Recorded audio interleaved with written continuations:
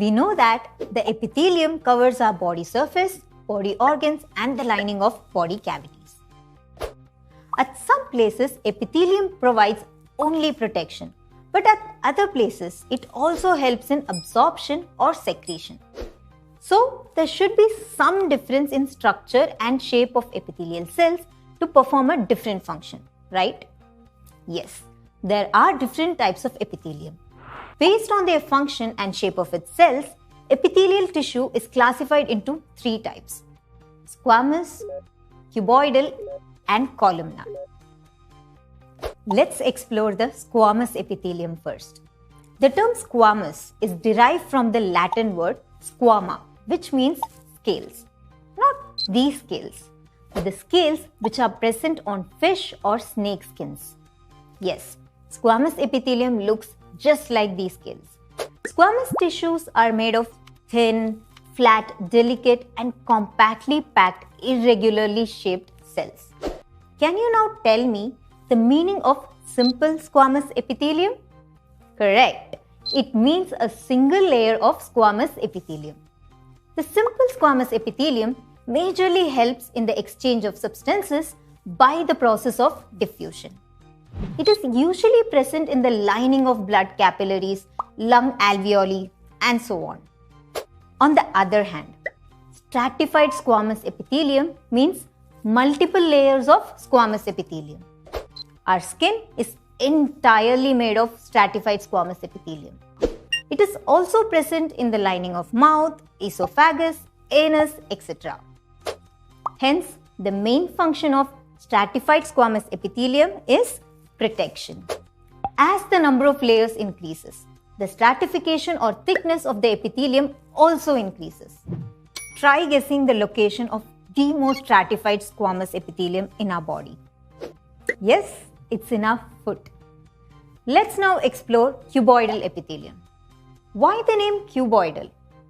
As you might have guessed, it is because of the cells in this tissue that are cube-shaped.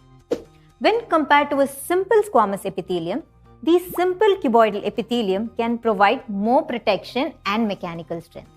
Moreover, simple cuboidal epithelium helps in the diffusion of substances as well.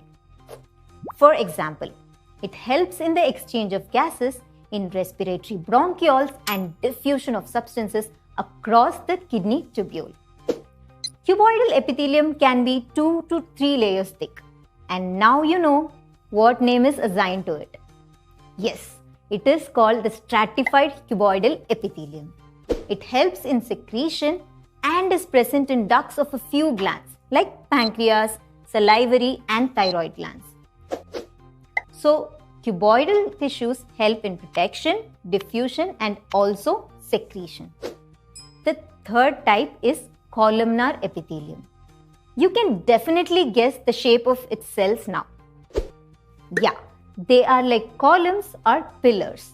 The major function of a columnar epithelium is absorption and secretion. Both these things happen in the lining of our digestive tract. In stomach and intestine, digestive enzymes need to be secreted, and then in intestine, digested food needs to be absorbed.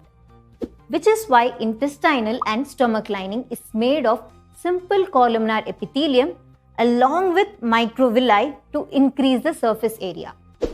What will a columnar epithelium look like if I add multiple cilia on the free surface of its cells? Yes, it will look like this. What can be its name now?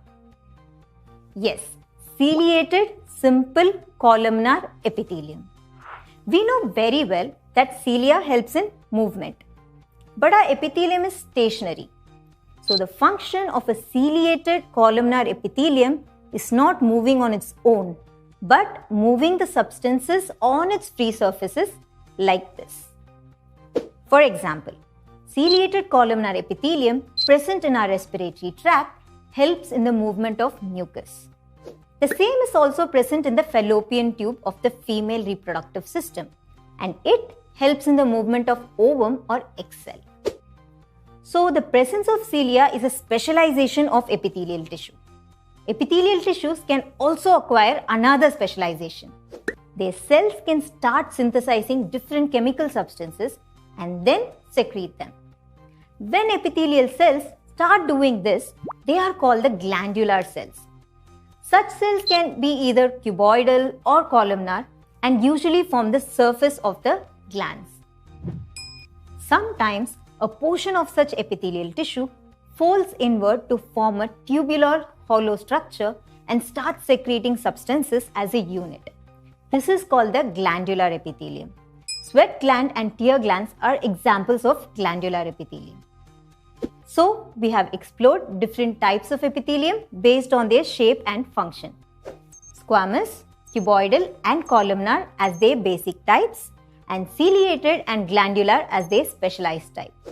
It's time to recap what we have learned till now. Based on structure and function, epithelial tissues are classified as squamous, cuboidal and columnar. Squamous epithelium consists of flat, irregular cells and helps in diffusion and protection. Simple squamous epithelium is present in lungs alveoli and blood capillaries, whereas stratified squamous epithelium forms our skin and inner linings of cavities like mouth, esophagus and anus.